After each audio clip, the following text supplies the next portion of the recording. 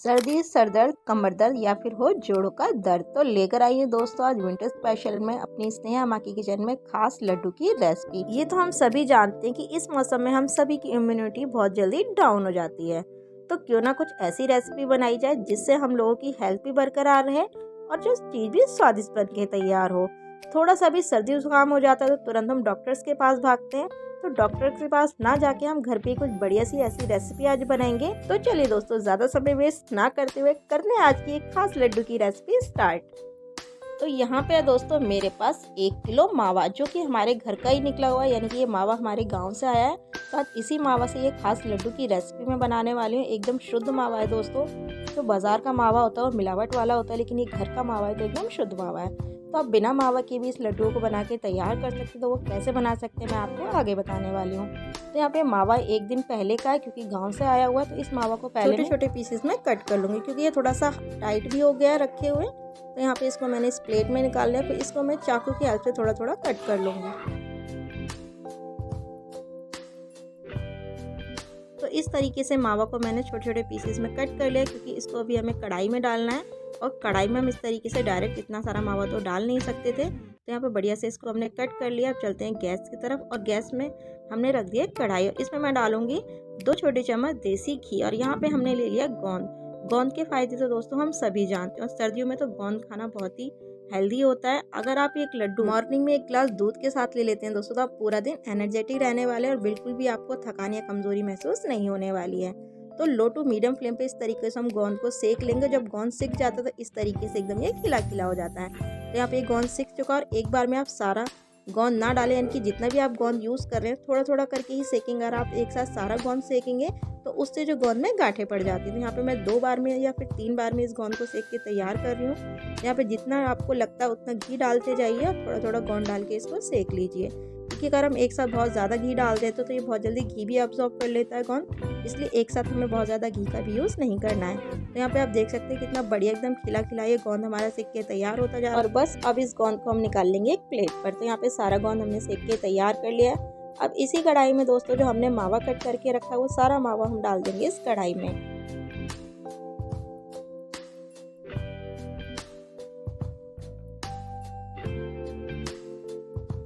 और मावा डालने का दोस्तों गैस का फ्लेम हमें लो टू मीडियम पे रखना है। लो टू मीडियम पे मावे को हमें अच्छे से भून लेना है, क्योंकि ये 1 दिन पुराना मावा है तो इसको भूनना भी बहुत ही ज़रूरी है, जिससे कि जो हमारे लड्डू काफ़ी लंबे समय तक चलें। तो यहाँ पे बढ़िया से इस तरीके से मावा को भून लेंगे। और ध्यान रखना है दोस्तों कि गैस का फ्लेम हाई पे नहीं करना है। अगर हम हाई पे कर देंगे तो जो मावा हमारा वो जलने लगेगा।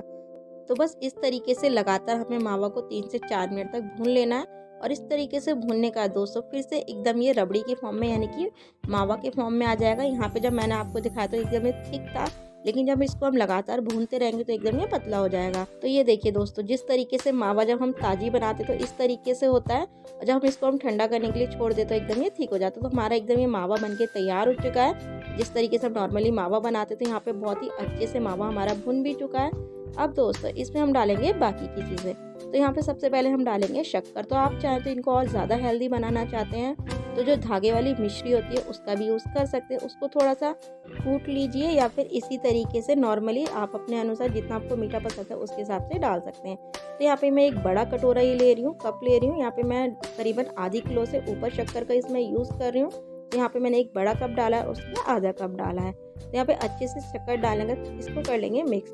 और आप चाहें तो दोस्तों इसमें गुड़ का भी यूज़ कर सकते हैं। गुड़ से भी लड्डू काफ़ी टेस्टी बनते हैं, काफ़ी ज़्यादा हेल्दी भी बनते हैं, लेकिन मैं यहाँ पे नॉर्मली खाने के लिए बना रही हूँ तो यहाँ पे मैं शक्कर का ही यूज़ कर रही हूँ। और जब इसमें हम शक्कर डाल देंगे उसके बाद जो शक्कर होती है वो भी अपना मॉइस्चर रिलीज़ करेगी, जिसकी वजह से एकदम ये पतला हो जाएगा। तो यहाँ पे लगातार हम इसी तरीके से इसको चलाते रहेंगे, और यहाँ पे बढ़िया सी हमारी शक्कर इसमें मिक्स हो जाएगी। तो आप देख सकते हैं शक्कर बहुत ही अच्छे से मिक्स हो चुकी है, और पहले के अकॉर्डिंग कितना पतला हो चुका है। तो आपको यहाँ पे बिल्कुल भी डरने की ज़रूरत नहीं है कि आपके लड्डू कैसे बनेंगे। तो बहुत ही अच्छे दोस्तों हमारे ये लड्डू बन के तैयार होंगे। यहाँ पे बढ़िया से इसमें शक्कर मिक्स हो चुकी है, जो मावा वो भी बहुत ही अच्छे से मिक्स हो चुका है।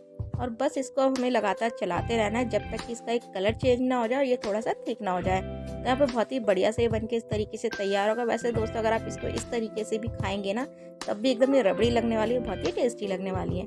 अब जो हमने गोंद को सेक के रखा था उसको हम थोड़ा सा इस तरीके से कटोरी से या फिर कोई ग्लास वगैरह आप ले सकते हैं, उससे इस तरीके से थोड़ा सा पीस लेंगे। इससे दोस्तों बहुत ही बढ़िया इसका टेस्ट आने वाला है। अगर आप मिक्सी में चाहें तो पीस सकते हैं, लेकिन मिक्सी में पीसने से दोस्तों एकदम इसका ये पेस्ट बन जाता है। तो हमें पेस्ट नहीं बनाना, बस इसको इस तरीके से थोड़ा सा दरदरा रखना है। तो यहाँ पे बढ़िया से इस तरीके से कटोरी से बहुत ही अच्छे से पीस जाता है। तो यहाँ पे बढ़िया से हमने इसको पीस लिया है और फिर से चलते हैं हम गैस की तरफ।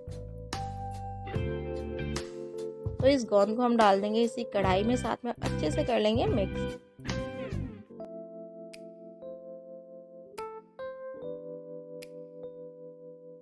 और गोंद को मिक्स करने का इसमें हम डालेंगे फ्लेवर के लिए थोड़ा सा इलायची के दाने। तो ये डालना बिल्कुल ऑप्शनल है दोस्तों, बस फ्लेवर के लिए डाला, आप चाहे तो इसको स्किप भी कर सकते हैं। और अच्छे से करेंगे मिक्स। तो यहाँ पे बढ़िया से सभी चीज़ें हमारी मिक्स हो चुकी हैं। तो इसको अभी हमें लगातार 3 से 4 मिनट और चलाते रहना है। और चलाते चलाते इसका एक डार्क कलर आ जाएगा और बहुत ही अच्छे से थिक भी हो जाएगा। तो यहाँ पे मैंने 4 से 5 मिनट और इसको चलाया और आप देख सकते हैं पहले के अकॉर्डिंग कितना थिक भी हो चुका है और कितना बढ़िया इसमें कलर भी आ चुका है। तो यहाँ पे बढ़िया से सभी चीज़ें हमारी तैयार है। मैंने लिए इसमें यहाँ पे कुछ ड्राई फ्रूट्स। तो आप अपने पसंद के कोई भी ड्राई फ्रूट्स ले सकते हैं, जो भी आपको पसंद हो या फिर जो भी आपके घर में अवेलेबल हो, क्योंकि इसको हम बहुत ही हेल्दी बना रहे हैं विंटर्स के हिसाब से। तो यहाँ पे ड्राई फ्रूट्स डालना थोड़ा ज़रूरी हो जाता है। तो यहाँ पे मैंने लिए थोड़े से काजू, थोड़े से बादाम, थोड़े से अखरोट और थोड़ा सा लिया मैंने डेसिकेटेड नारियल, यानी कि नारियल का बुरादा। आप चाहें तो इन ड्राई फ्रूट्स को बारीक बारीक कट भी कर सकते हैं या फिर इस तरीके से थोड़ा सा दरदरा कूट भी सकते हैं। तो यहाँ पे इन ड्राई फ्रूट्स को मैंने इस तरीके से कूट लिया और बढ़िया से हमारे ड्राई फ्रूट्स भी तैयार हो चुके हैं। तो यहाँ पे मैंने इनको फ्राई नहीं किया, आप चाहे तो इनको थोड़ा घी में डाल के फ्राई भी कर सकते हैं, लेकिन ऑलरेडी यहाँ पे बहुत ही हमने मावा का यूज़ किया है, इसलिए मैंने ड्राई फ्रूट्स को फ्राई करना ज़रूरी नहीं समझा। यहाँ पे ड्राई फ्रूट्स भी हमारे तैयार है। ये जो हमारा मावा है बहुत ही अच्छे से थिक हो चुका है, बहुत ही सुंदर इसमें कलर भी आ चुका है। अब जो हमने ड्राई फ्रूट्स तैयार करके रखे वो ड्राई फ्रूट्स हम सारे इसी में डाल देंगे। और इन लड्डुओं को दोस्तों हम सर्दियों के हिसाब से बना रहे हैं, तो इसमें हम डालेंगे 1 बड़ा चम्मच भर के सौंठ पाउडर। आप चाहे तो इसमें 1 छोटी चम्मच हल्दी पाउडर भी डाल सकते हैं, जिससे कि ये लड्डू और ज़्यादा हेल्दी हो जाएंगे, क्योंकि ये सभी चीज़ें बहुत ही गर्म होती हैं और सर्दियों के लिए बहुत ही अच्छी होती हैं। तो यहाँ पे सभी चीज़ें हमने डाल दी और अच्छे से इन सभी चीज़ों को मिक्स करेंगे। और इस स्टेज पे दोस्तों मिक्स करने के बाद हम कर देंगे गैस का फ्लेम ऑफ। और ऑफ करके इन सभी चीज़ों को थोड़ी देर हम होने देते हैं ठंडा, जब तक ये लड्डू बनने की कंसिस्टेंसी में ना आ जाए। और एक बात और दोस्तों, मैंने आपको स्टार्टिंग में बोला था कि बिना मावा के भी हम इन लड्डुओं को बना के तैयार कर सकते हैं। इन लड्डुओं को बनाने के लिए आप यहाँ पे जितना भी आपको बनाना उसके हिसाब से देसी घी में आटा भून के ले सकते हैं। और यहाँ पे जो हमने मावा डाला है, मावा की जगह पे यहाँ पे आप इसमें थोड़ा सा मिल्क पाउडर का भी यूज़ कर सकते हैं, जिससे कि आपके बहुत ही बढ़िया इसी तरीके से लड्डू बन के तैयार होंगे। लेकिन यहाँ पे मेरे पास मावा रखा हुआ था, इसलिए मैंने इन लड्डुओं को मावा से ही बना के तैयार किया। तो यहाँ पे बहुत ही अच्छे से आप देख सकते हैं कितना ये थिक हो चुका है। और यहाँ पे 10 से 15 मिनट मैंने इनको थोड़ी देर के लिए छोड़ दिया था, जिससे बहुत ही बढ़िया से लड्डू बनने के लिए तैयार हो चुके हैं। क्योंकि इन लड्डुओं को मैंने मावा से बनाया, इसलिए यहाँ पे मैंने घी, आटा कुछ भी यूज़ नहीं किया है। अगर आप मावा का यूज़ नहीं कर रहे तो आपको घी की क्वांटिटी थोड़ा ज़्यादा रखनी होगी और आटे में आप इन लड्डुओं को बना के तैयार कर सकते हैं। घी डालने से दोस्तों आपके जो लड्डू होंगे एकदम सॉफ्ट रहेंगे और बिल्कुल भी हार्ड नहीं होंगे, काफ़ी लंबे समय तक चलेंगे और खाने में बहुत ही स्वादिष्ट होंगे। तो बस इसी तरीके से ये सारे लड्डू हम बना के तैयार कर लेते हैं। तो दोस्तों मैं तो यहाँ पे इनके लड्डू बना के तैयार कर रही हूँ, आप चाहें तो इनकी बर्फी भी सेट कर सकते हैं। बस आप इनको ट्रे में डालिए और 1 से 1.5 घंटे के लिए छोड़ दीजिए, तो आपकी बढ़िया से एकदम स्वादिष्ट बर्फी बन के तैयार हो जाएगी। लेकिन यहाँ पे हमने लड्डू बनाए हैं, तो यहाँ पे हमारे सारे लड्डू बन के हो चुके हैं तैयार। और यहाँ पे मैंने थोड़ा सा गोंद बचा लिया था गार्निश के लिए, तो इस तरीके से थोड़ा सा गोंद से हम ऊपर से गार्निश कर देंगे, जिससे कि जो देखने में लड्डू का जो लुक होगा और ज़्यादा अच्छा लगने वाला है। आप चाहें तो ड्राई फ्रूट से भी इनको गार्निश कर सकते हैं या फिर इसी तरीके से इनको सिंपल भी रख सकते हैं। तो यहाँ पे बढ़िया से स्वादिष्ट एंड हेल्दी लड्डू हमारे ये विंटर स्पेशल बन के हो चुके हैं तैयार। और एक बात और दोस्तों, घर में छोटे बच्चे या फिर बड़े बुजुर्ग हैं, आप सभी को ये लड्डू दे सकते हैं, सभी के लिए बहुत ज़्यादा हेल्दी हैं। और जो न्यू मॉम्स हैं उनको भी आप ये लड्डू दे सकते हैं, क्योंकि वो बच्चों को फीड कराती हैं, तो उनकी हेल्थ को भी ध्यान में रखते हुए इन लड्डू को बनाया जाता है, तो वो भी इनको खा सकते हैं, जिससे कि उनकी हेल्थ भी बहुत ही अच्छी रहने वाली है। और यहाँ पे दोस्तों एक लड्डू मैं आपको दिखाती हूँ, आप देख सकते हैं इस लड्डू का टेक्सचर कितना सॉफ्ट, एकदम मुँह में घुल जाने वाले ये लड्डू हमारे बनके तैयार होते हैं, एकदम गुलाब जामुन की तरह सॉफ्ट। तो दोस्तों इस विंटर्स बनाइए, खिलाइए और एंजॉय कीजिए। तो मिलते हैं दोस्तों ऐसी नेक्स्ट वीडियो इंटरेस्टिंग सी रेसिपी के साथ। तब तक के लिए आपसे एक छोटी सी रिक्वेस्ट, अगर आपको मेरी वीडियो पसंद आई है तो please like, comment and share करें, फैमिली और फ्रेंड्स से भी शेयर करें, मेरे चैनल को सब्सक्राइब करें और बगल में लगे बेल आइकन को दबाना बिल्कुल भी ना भूलें, जिससे कि आपको साथ के साथ न्यू वीडियो का नोटिफिकेशन मिलता रहे। तब तक के लिए thanks for watching, bye, take care.